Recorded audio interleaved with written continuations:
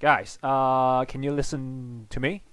Hello, hi. Yeah, cool. All right, so let's go. All right, so we now have two different taxes. Yeah, so here on the upper part, yeah, you have two different taxes, and for different taxes you will see different natures, and that is the one here, the progressive tax, the regressive, and the proportional tax. All right. So now I'm just gonna go ahead and do some more explanation for different taxes, and I'm gonna let you guys do some calculation, to see the rationale. Okay. Right. Okay. All right. So, like I said the other day, so direct tax here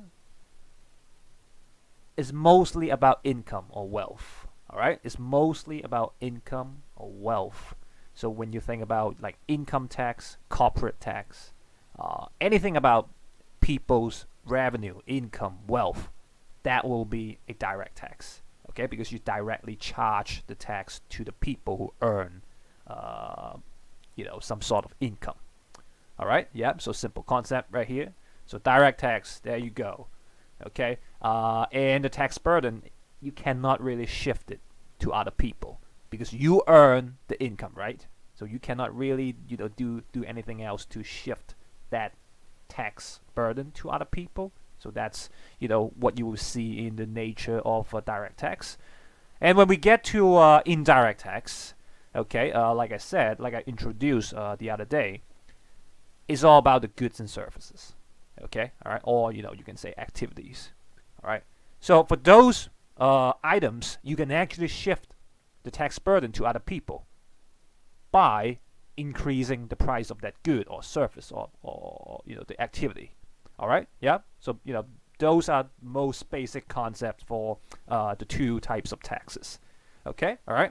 Yeah. So here just a quick recap for what I taught you the other day. Okay. Yeah. So direct tax, indirect tax, always remember they are for different types of items. Okay? And look, when we talk about indirect tax, okay, there are actually two more sub items inside indirect taxes. Okay? You will have a what we call ad valorem. Ad valorem tax is basically a percentage tax on goods and services. All right? So maybe 8% for some goods or service. So that's an ad valorem tax. Okay, but when you're talking about specific tax, you're talking about like a per unit tax. All right, so each unit when you are buying it or selling it, there will be a unit tax within that good or service, like a $10 tax. Okay, on top of a good. So that's a specific tax. All right. So make sure you realize, for indirect tax, there are different kinds of indirect taxes. All right. Okay. So yeah. So these are all the terminologies. I think, yeah, you just have to memorize the terminologies. There's no other ways that you can, do about, the terminologies. Okay. All right. So let's move along. Okay. Here I just want to show you some very good examples that we have in Hong Kong. Yeah. So talk about direct tax and indirect tax, and from here you can clearly see how they can connect to the definitions here. Okay. So when you look at direct tax, see, corporate tax, income tax, property tax, they are all kinds of incomes. All right, and that's why they are all direct taxes. Okay. Well, when we talk about property tax, so basically, do you know what that is? Yeah. What kind of income is charged for property tax? What do you think? I know. Yeah. You just have to take a guess. Like, what kind of income that you earn, the government will have to collect property tax.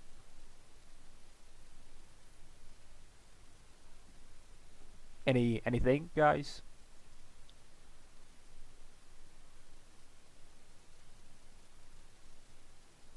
what housing, yeah, something like that.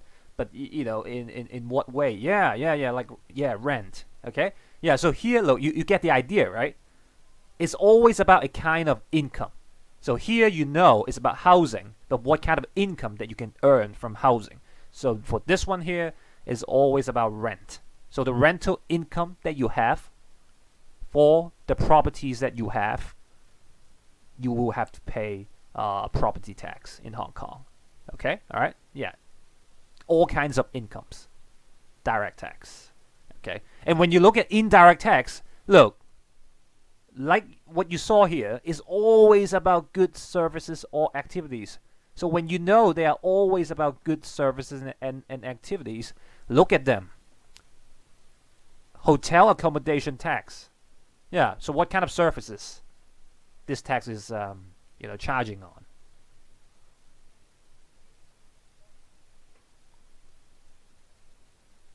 Hotel accommodation tax. So yeah, can someone tell me?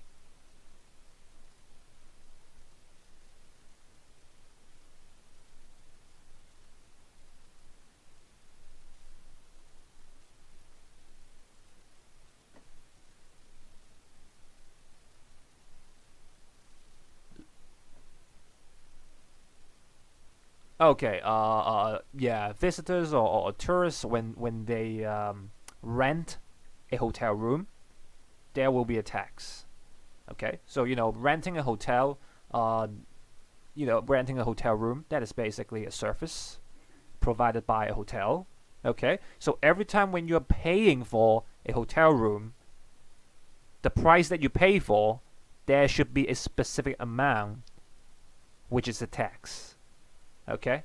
Uh, yeah. So yeah, and then you might want to start thinking, what is that for? Why do we have to pay taxes for hotel accommodation? Um, well, not really. Yeah. So here the reason for charging a hotel accommodation tax, you might want to think about the situation in Hong Kong. Okay, Hong Kong is a shopping paradise.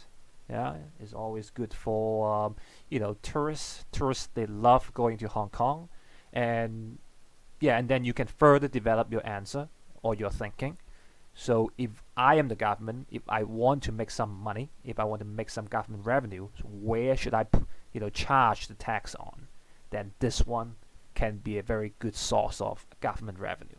Okay, because so many people every day they come to Hong Kong for traveling, and when they're traveling, they need a hotel, and if we are charging hotel that tax, look, for our government revenue, it should be pretty good. All right, yeah, so yeah, something like that. Okay, and also look, I know you're still underage, but when you have reached 18 or above, when you go to Jockey Club and you try to buy, a Mark 6 ticket or playing some football bets, well, the price that you pay, within the price, there should be a little bit of betting duties. Okay? Yeah. So what do you think about this purpose? Why government they have to set up a betting duties?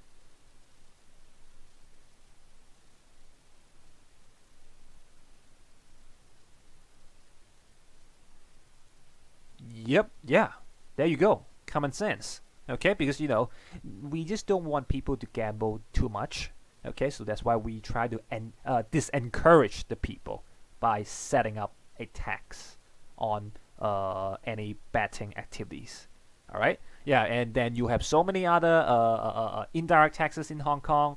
Uh, yeah, this one right here. The first time when you buy a motor vehicle, uh, I mean, here we're talking about the new motor vehicle. Okay, the new motor vehicle that you buy. When you're buying it, you have to pay tax. Okay, stamp duty. It applies to sometimes shares when you're buying shares, or sometimes when you're buying properties. Yeah, you will have to pay so-called stamp duty. All right, and also when you are traveling, when you are paying for your air ticket, within the price of your air ticket, there is a tax within. All right, yeah. Okay, and also rates. Yeah, you don't need to know about that.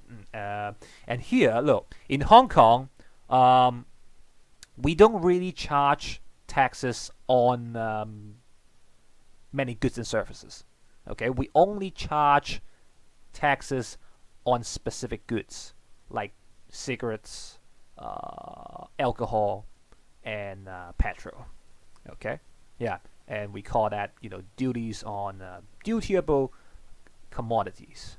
All right. So when you're going to an airport, when you see duty-free shop, so you know what that means now. Yeah, the word duty is just tax. So duty-free shop is just tax-free shop. Okay, when you go inside the duty-free shop in the Hong Kong airport, you only see those items: cigarettes and alcohol, most likely. Okay, because when you get into those shops, when you're buying cigarettes or when you're buying the alcohol, it's tax-free. Yeah, so that's why people, when they're traveling, they always get into the shops and they buy cigarettes and alcohol, most likely. All right. Well, of course, you still see different other goods, but for those different other goods in some countries, there might be still taxes charged for those goods. But in Hong Kong, this is the case. All right.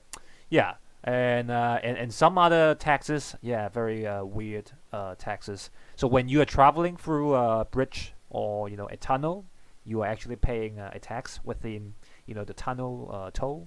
Okay, and some other things as well. All right. So I'm pretty sure you kind of understand. Okay, when we are talking about direct tax, what we are trying to refer to. All right, and also for indirect tax, there you go. They always have a common pattern. All right, you always see a common pattern here. Right. Okay. Yeah. So, do you know what that is? Have you ever heard about this? Like GST or VAT? Yeah, so here, well, you have the answer. Okay. It's basically a tax on general goods and services. What's the percentage of GST in Hong Kong?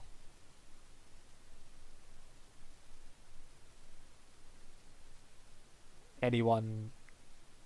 Yeah, Matthew, thank you. There's no GST in Hong Kong. All right. Yeah, because we believe in market economy. We don't like a lot of government intervention. And the reason why so many people they come to Hong Kong for shopping, this is one of the reasons.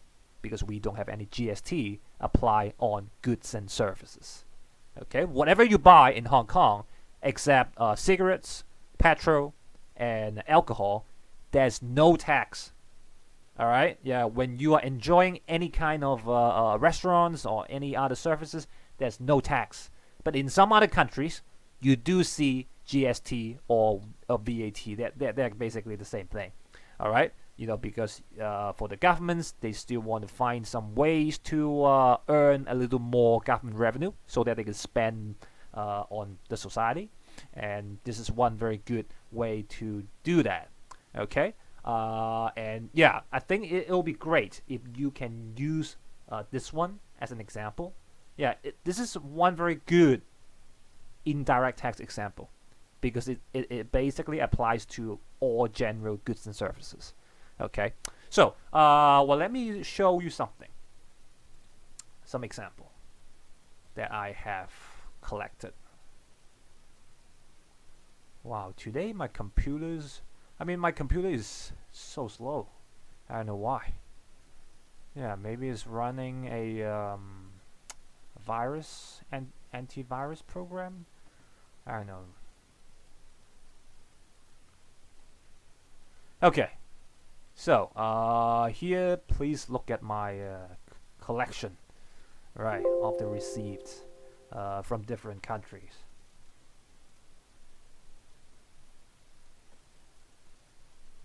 Oh, okay. Yep. Thank you, Merrick, for the suggestion. Yep. I'll try it next time. So, take a look of this receipt. I just got it from my mom. Okay, a few years ago. Okay, Gaibo. You know what Gaibo is? It's just a supermarket.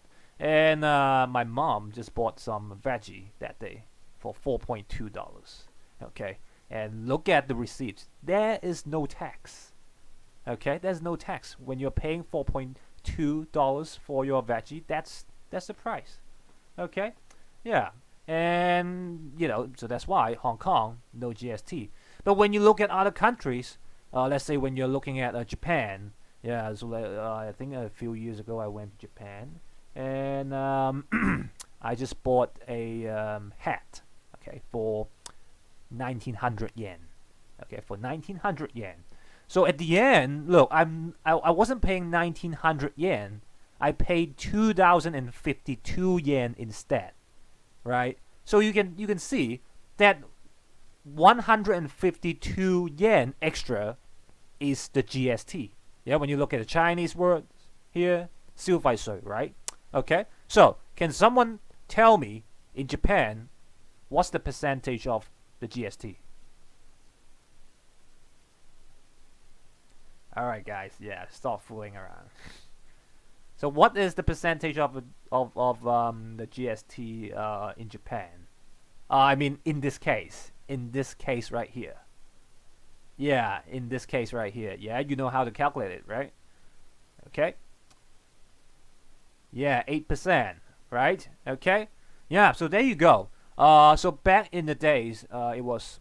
Let me take a look of the date. Do I have it? I don't think I have it here. No, I forgot. Like a few years ago, the GST in Japan was still 8%, but now it has been increased. It has been increased. So oh yeah, right here, yeah, in 2017. Yeah, but now it has been increased. The GST from 8% to 10%, I think. Yeah, to 10%, I think. Right.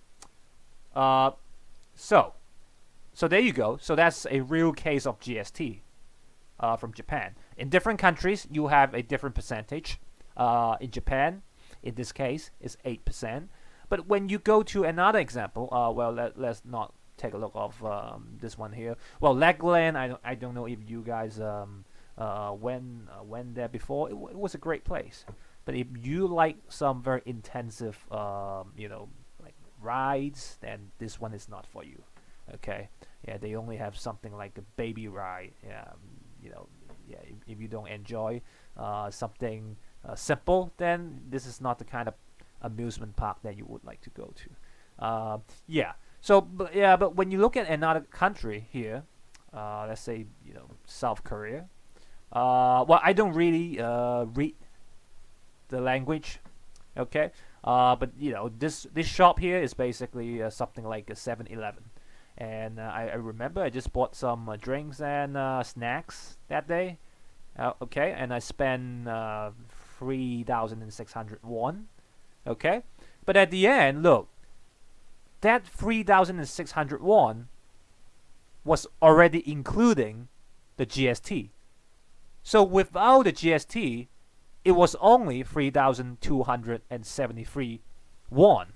Okay? So in this case, for South Korea, can you tell me the GST, the percentage of GST in South Korea?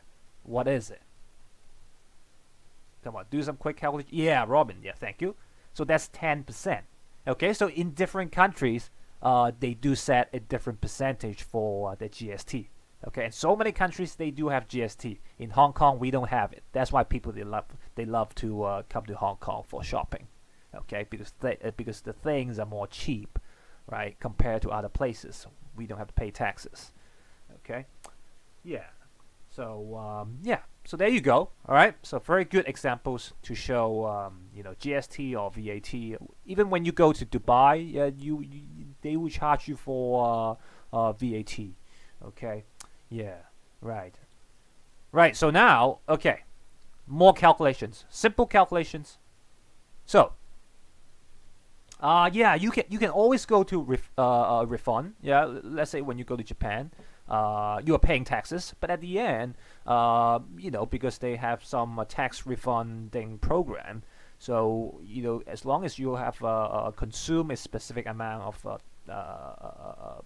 goods and services, you can get your refund. But we don't need to go that far, right? So here, look, guys, when you look at the screen, you see 3 tables. Okay, so from those 3 tables, you are able to understand how different natures of tax work. Okay, so can you quickly help me calculate the tax rate for all those boxes?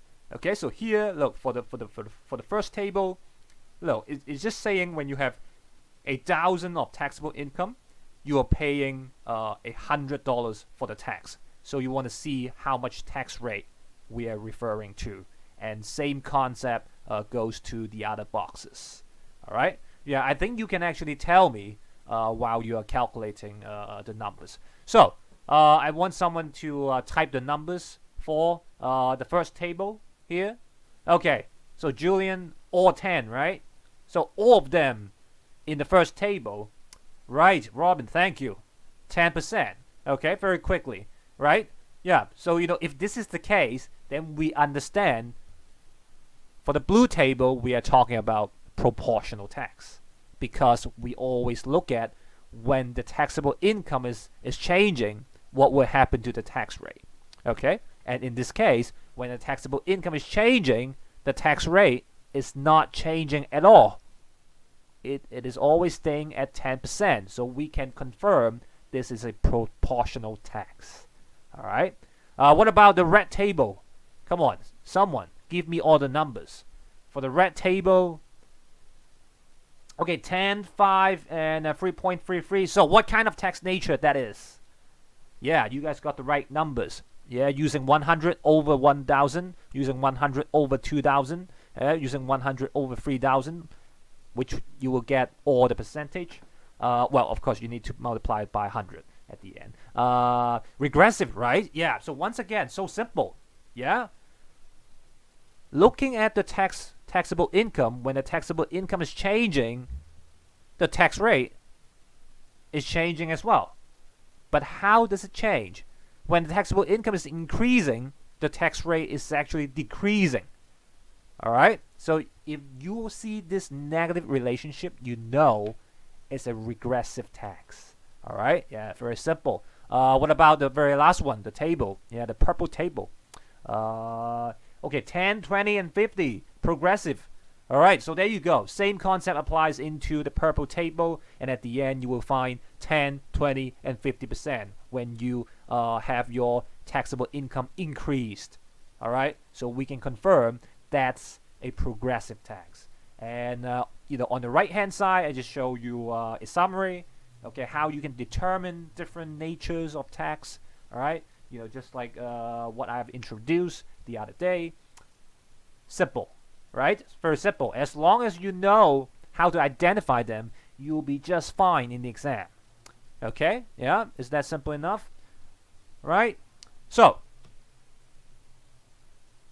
but I need to tell you, here is a drill. Okay? So look at the items in the bottom here.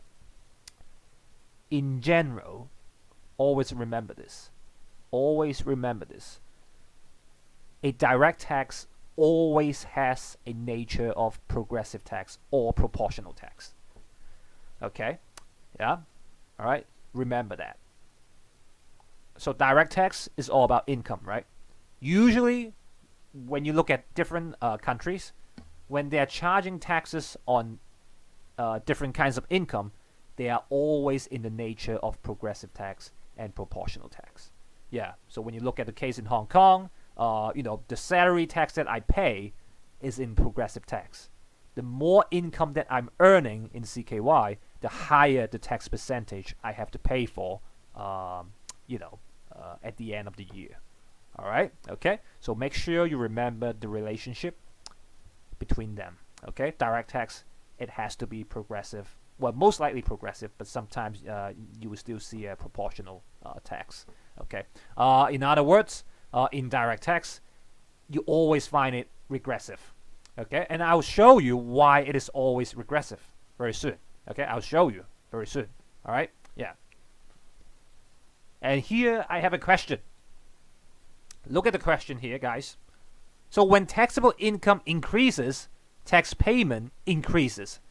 It is a what kind of tax? What kind of nature do you think? If that is the question. Taxable income increases, tax payment increases. Robin, think again. We are not talking about tax rate.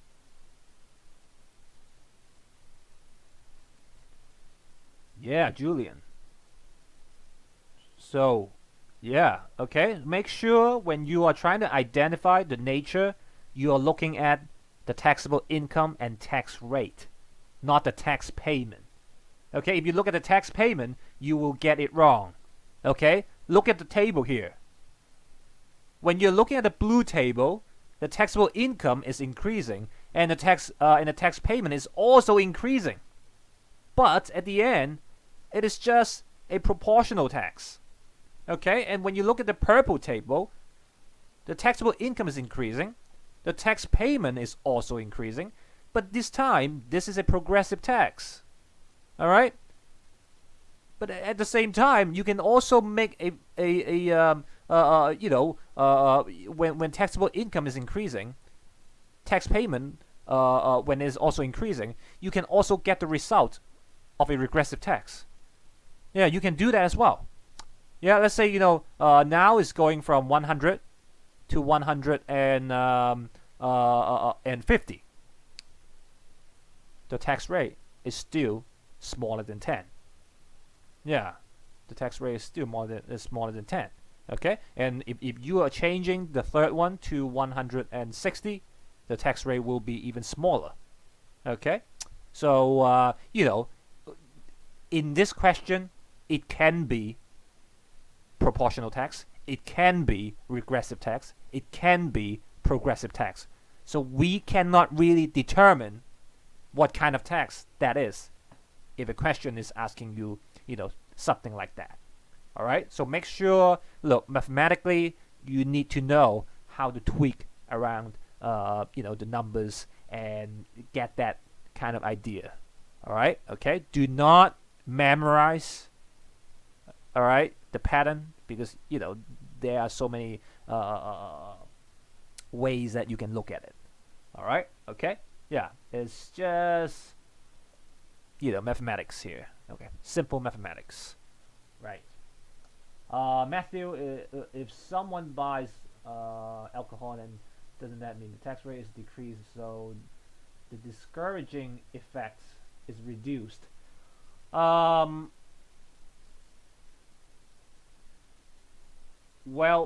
here it depends on your income.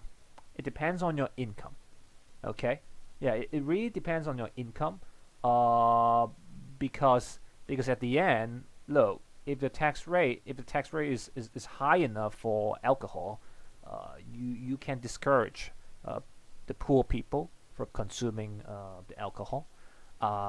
Yeah, so that's that's how we see it. Well, you will see very soon. Okay, so let us just use cigarettes as an example to see why an indirect tax is always a regressive tax. Okay, so here is the example. Let's say you are trying to buy a pack of cigarettes, okay, for $50, and because of the tobacco duty, $10 per pack. Okay, the producer will sell you a pack of cigarettes at $60 because that's how they can cover, some of the tax burden. Okay, so at the end, you are paying $60 for a pack of cigarettes. Okay, and you have two people here. So there's one person who only has $100 per day, and the other person, he or she has $1,000 per day. So now, can you tell me the percentage of tax burden based on the income that this person has? The percentage of tax burden based on the income this person has. What is the percentage of tax burden based on this income? Yeah, okay. So for person on the left, the tax burden percentage will be 10%. Okay, because when you are buying a pack of cigarettes, you pay $10 for the tax, and that $10 is 10% of your daily income. Okay, so that tax burden to you is 10%. But what if you are the person on the right? What will be the tax burden percentage?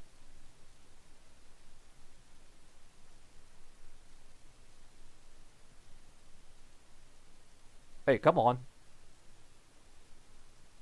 You're the guy. Yeah, one, right? Yeah, we all know that. Yeah, it's just one, right? Okay. So from here, you can prove indirect tax is always a regressive tax, because the higher the income you have, the lower the tax rate that you will pay for. All right? Yeah. So, you see here, right? Okay, so here it proves why indirect tax is always a regressive tax. The higher the income you have, the lower the tax rate that you are paying for that particular kind of good.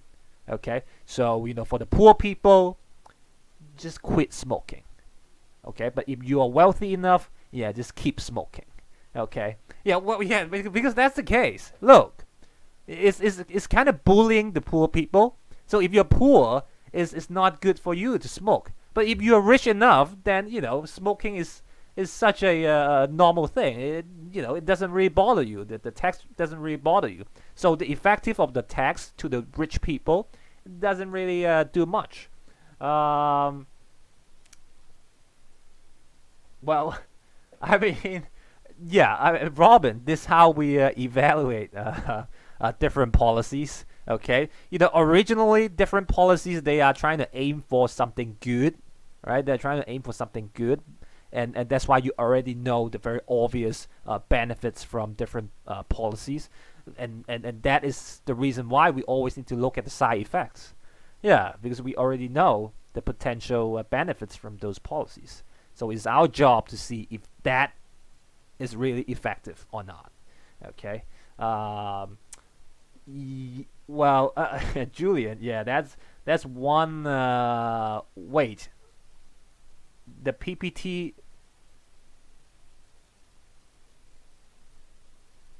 Oh yeah. Right. Oh, thank you. Yeah, thank you, Ethan, for spotting out some typo. Yeah, in the PowerPoint. Yeah. On behalf of the people using this PowerPoint, I thank you. Okay. All right. But yeah, you know, right? All right. So there you go. Okay. Yeah. Does it make sense? Does it make sense? Any questions so far? Is it all right? Yeah. The calculation, the identification of different taxes. Yeah. The reasoning behind indirect tax, direct tax to different natures. Yeah. They do make sense, right? Okay. All right. So make sure you got those ideas. All right. Okay, so now I'm going to change the topic into something different. All right, let's talk about some diagrams. So diagrams, remember, when you finish your quiz, I asked you that question. So when you're trying to draw a demand or supply curve for some good, which is imposed with indirect tax, what would you draw? Yeah, you still remember that, right? Yeah.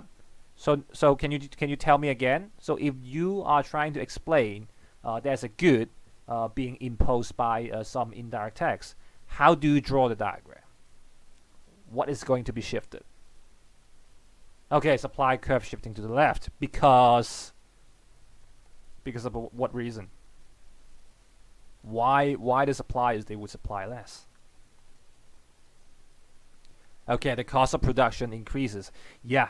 All right. Yeah, so there you go. So that's the basics. Okay. So now we are going to find out the area of tax burden within that diagram. Okay. All right. And we'll also look at the area for the subsidy benefit as well. Okay. So yeah. So here we all know, look, indirect tax is imposed on goods and services, right? Okay. Yeah. And and that's how we, as a producers, we shift our tax burden to the consumers by increasing the price. Okay, but it is very unfortunate that most of the time you cannot really shift all of the burden to the consumers. And in the diagram, you can actually find out why they cannot shift all the burdens to the consumers. All right, so this is what we are trying to investigate right now. Okay, yeah. So if you look at the screen, this is the diagram. Okay, it's a micro diagram. All right, so make sure this is a micro diagram because you look at the title. We're just trying to talk about the good of cigarettes. Yeah, once again, cigarettes. Okay, yeah. So let's say there's a per unit tax on cigarettes, which is $2. All right. So when you look at the diagram, okay. So after the tax is being imposed, in order to supply the same amount of cigarettes, okay, how much more you need to sell? How much more in terms of price that you need to set it in order to compensate the cost of production? So in order to sell the same amount of cigarettes, yeah, what is the extra price that you have to add up in order to compensate, the increasing cost of production?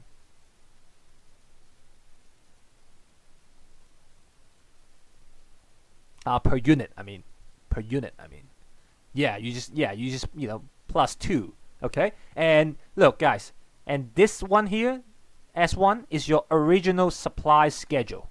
Okay, yeah. So when you imagine that supply schedule, so at this price here, you are going to supply this much of the quantity, right? And then at this price, let's say you are going to supply this much of the quantity. Okay, so once the tax is being imposed, you will only sell the same amount of cigarettes when you are able to increase your price by $2.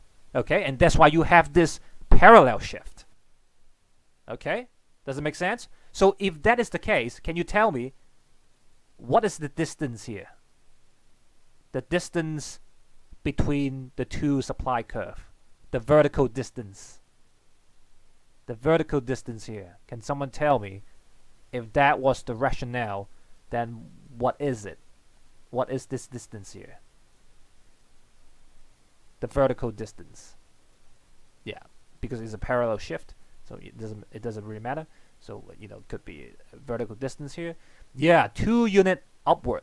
Okay, $2 upward. Okay, yeah, because we're talking about the price axis right here. Yeah, it's basically like basic geometry. Okay, and so there you go. So if I give you the numbers right now, okay, yeah, you can tell. Look, before they are selling the cigarettes at $8, and at the end they are trading at 6 units. All right. So after the tax, the price is being increased, and they are trading less. All right. Okay. And we know this distance here is the $2 unit tax. Okay, because at each unit you will be only willing to sell the same amount of cigarettes when you are able to increase the price by $2. Okay, yeah, so that's why this distance here is always $2. Okay, always $2. All right. So if that's the case, I want you to answer some questions. So, how much more does the consumers are paying after the tax is being imposed? How much more per unit? Okay, here I'm trying to focus per unit. How much more? Yeah, okay, Robin, $1 more, because before you were paying $8, but now you are paying $9. Okay, so for the consumers, you are paying $1 more for a pack of cigarettes. Does it make sense? Okay, all right. But what about the producers? After the tax is being imposed, how much they are actually receiving by selling 1 unit of cigarettes? How much are they actually receiving? by selling 1 unit of cigarettes? The producers. What do you think? Oh, Julian, 7. Why is it 7? Why not 9? Okay, 9 minus 2. Alright, yeah. So Julian has the right idea. Okay? Make sure you are not going to write $9 for the producers. Okay? Because 2 of them, that they do not belong to you. The $2 do not belong to you. You will have to pay the $2 to the government. So even though you are receiving $9, okay, 2 of them don't belong to you. Alright, so you have to minus that $2, then you will find you are actually receiving $7. Okay, does it make sense? Alright? Yeah. So that's the scenario. That's the rationale behind this diagram. Okay, alright. Any questions here? Okay. Yeah. Alright. So in this case, yeah, the producers, they are receiving $9. But at the end, they are not really receiving $9. They're just receiving $7. Okay, after they pay the tax to the government. Alright. So, if that's the case, can you tell me how much the government will receive as a tax revenue?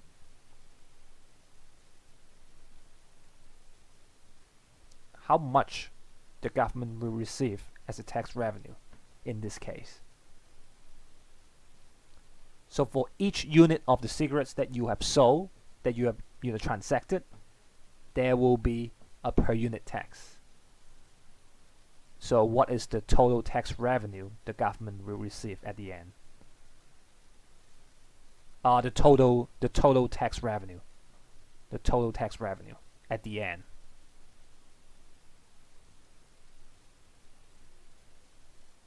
So for each unit of cigarettes being transacted, there will be a unit tax. So at the end, how much the government is receiving? Okay, 2 times 4 is equal to 8.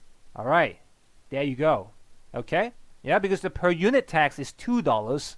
And right now, after the tax is being imposed, you guys will be trading at 4 units. Okay? If each unit there is a per unit tax, so at the end, the total tax revenue will be $8.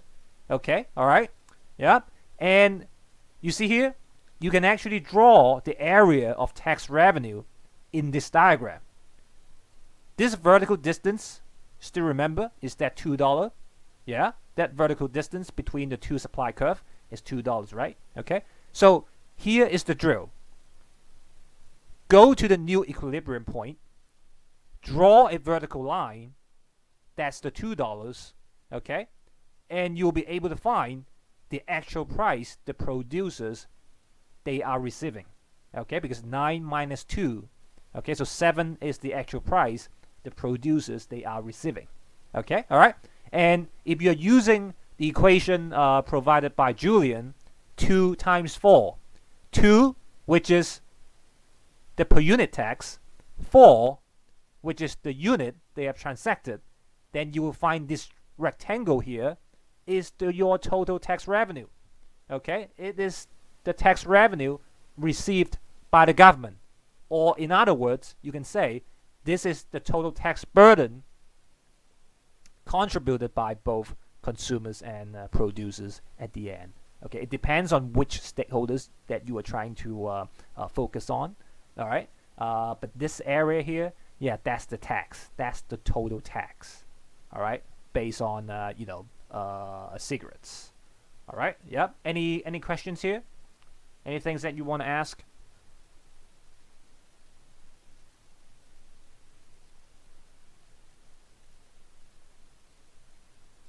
Okay, all right. Yeah, once again, this is a parallel shift.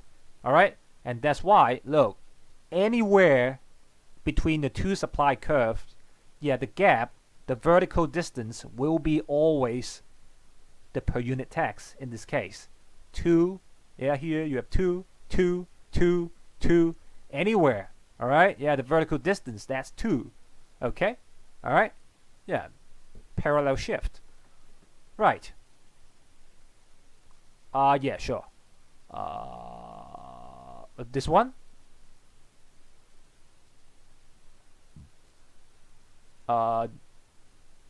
This one. Yeah, I think it's the same.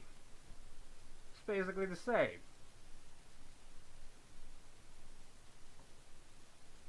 Okay, right, yeah. So this distance here is extremely important in order to understand this diagram here. Okay, this distance here. Very important. Okay, alright. So this distance here is equal to this distance here. Yeah, they are both $2. Okay, so that's why you can come up with this one at the end, and you will be able to find this area as the tax revenue. Okay, but now you can actually see the tax burden shared by both producers and consumers. So from here, if you are focusing per unit, okay, how much does the consumers share the tax burden? If you are looking at it per unit, how much the consumers they are sharing the tax burden per unit? $1, right? Yeah, that's it. Okay, guys. Yeah, that's the key. From $8 to $9. So basically, the consumers they are sharing $1 of tax burden in this case. So if you know this answer, then you will know how much the producers they are sharing the tax burden in this case. So how much does the producers share for the tax burden? Yeah, $1 as well, because there are only $2 of per unit tax. So if you know the consumers will share $1, then the producers will share the rest of it. Okay, it depends on the case. Sometimes it's not $2. Sometimes it's like $3. Then if you know $1 goes to the consumers, then you can realize the $2 will go to the producers. Okay, all right, yeah. So that's simple logic right here, and you can also get yourself some area focusing on a different tax burden for different stakeholders. So when you look at this one, same thing. Okay, this rectangle area here is the total tax revenue or the total tax burden. Okay, so the upper part of this from 8 to 9 will be the consumer tax burden. All right, because the consumers they are paying $1 extra from $8 to $9, and they are trading at 4 units. So the total consumer tax burden will be this box right here within the total tax burden. Okay, and once you found out this box as the consumer tax burden, the other half will be the producer tax burden. Okay, because the producers before they were earning $8 per unit, but now they are actually earning $7 per unit. Okay, because of the tax. So you can tell. Look, this box here is the producer tax burden. All right. So altogether, blue plus red, which will give you the total tax burden or the total tax revenue. All right. Okay. Yeah, but they are not always evenly distributed.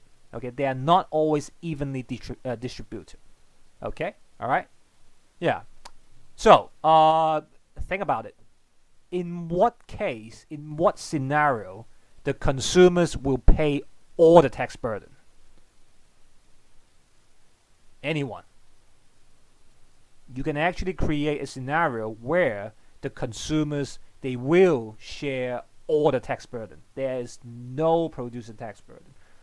If the producer ups the price even more, how do you make that happen? Yeah, so in diagram wise, how do you make this happen? How do you make such thing happen in the diagram. If you really want to see just consumers sharing the tax burden, not any producers. You look at the diagram and how do you make it?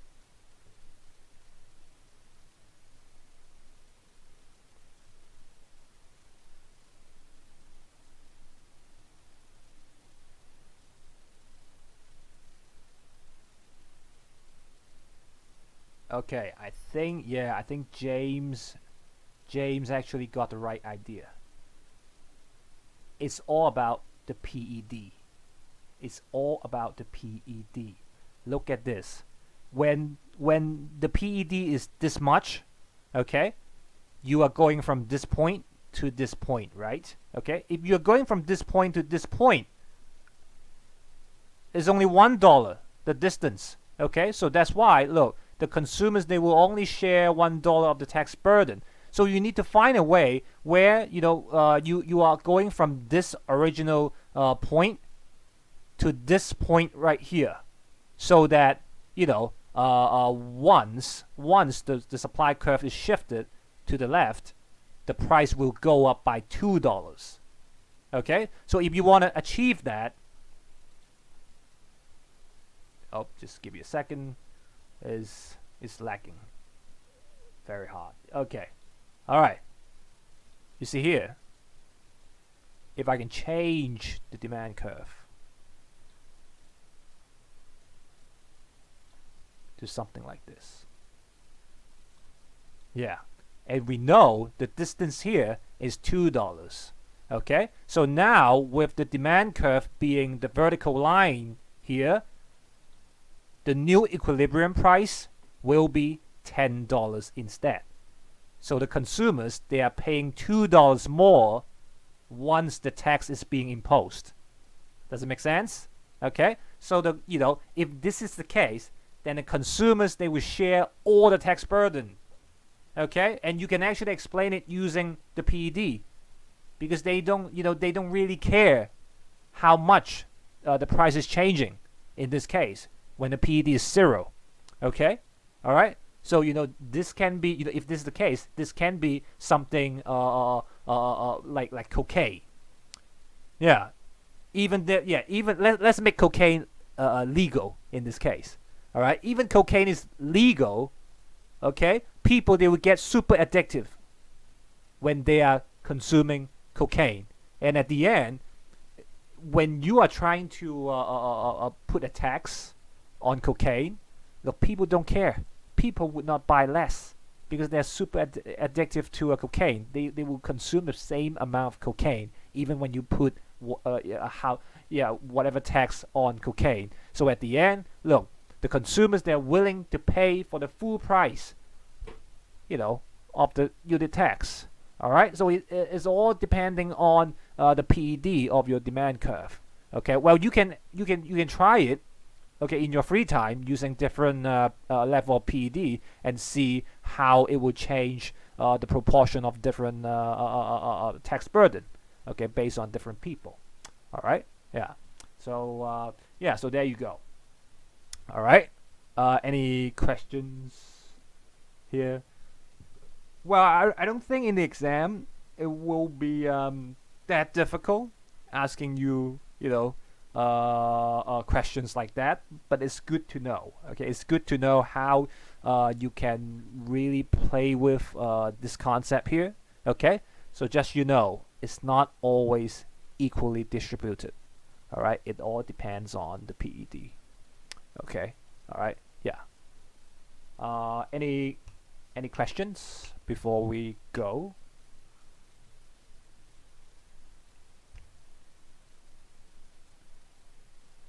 Yeah, because at the end, there will be another. Hey guys, I'm sorry, but I have a request. Can we just quickly go through the subsidy as well? Yeah, because it's the same concept. Okay, it's the same concept. Allow me to use a few more minutes to go through the subsidy, so that we can end the entire part right here. All right. Yeah, I'm sorry. I'm so sorry about this, guys. Okay, I apologize. All right. So if you are using this concept here and you apply it to subsidy, let's say right now there is a per unit subsidy on textbook. Okay, the concept is so simple. So for each unit of textbook that you sell, the government will pay you a per unit subsidy of $2. All right? Okay? So that's the case. You get the idea? Okay? Right? So, if you are being given some numbers like this, all right? If you are the consumers, after the subsidy, how much dollars, how much would you save per unit of textbook that you have bought? If you are the consumers. Yeah, $1. Yeah, thank you, Ethan. Okay, because before it was $8, and now you are buying your books at $7. So you save $1. Okay, all right. What about the producers? After the subsidy, how much they are actually receiving per unit of textbook that they have sold? For the producers, after the subsidy, how much they actually received after the subsidy is being imposed?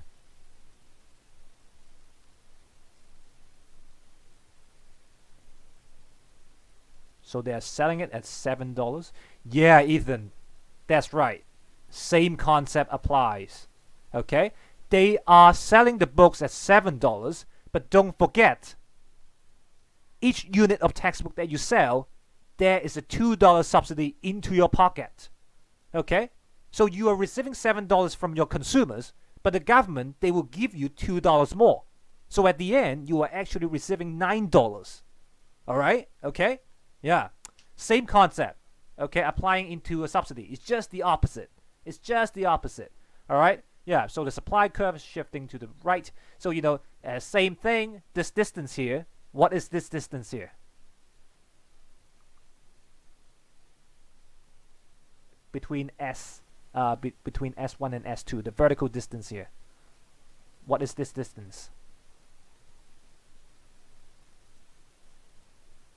Yeah, the $2 subsidy.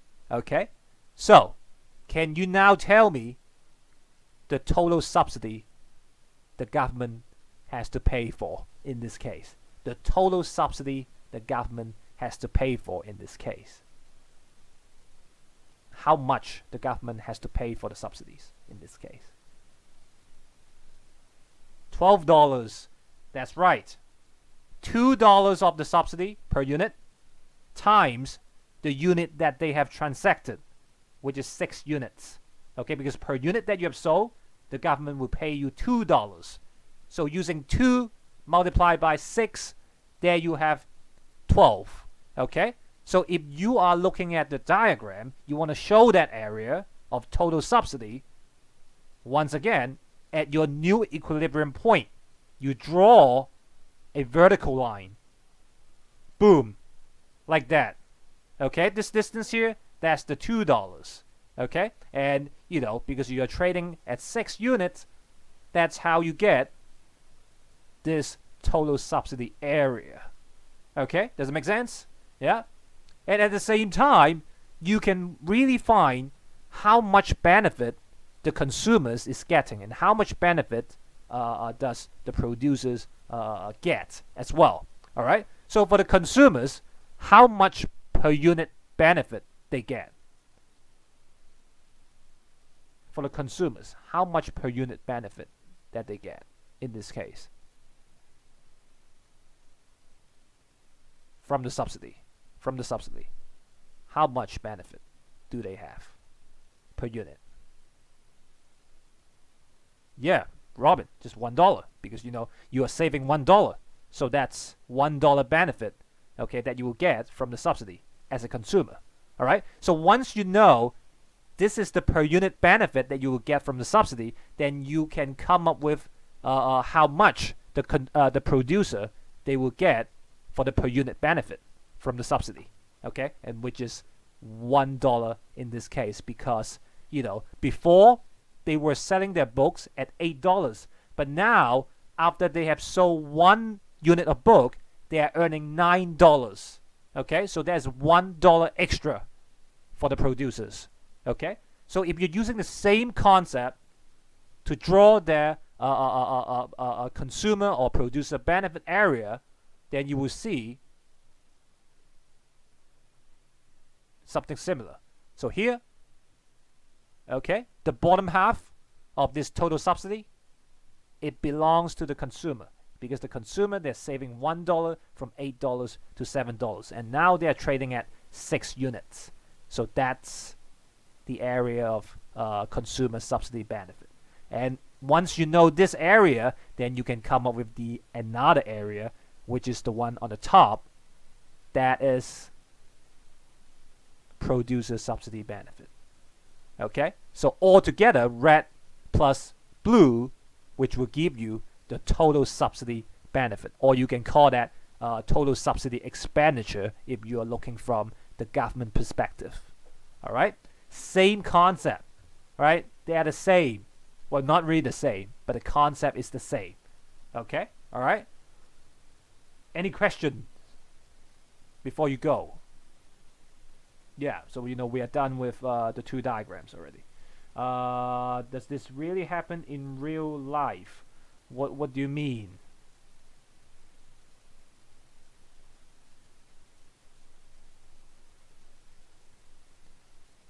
Well, look, here, once again. Oh, yeah. That's one good argument point. Exactly. Okay, Robin, sometimes in the reality, the producers, they will get the subsidy, but they will not lower the price, which is really sad.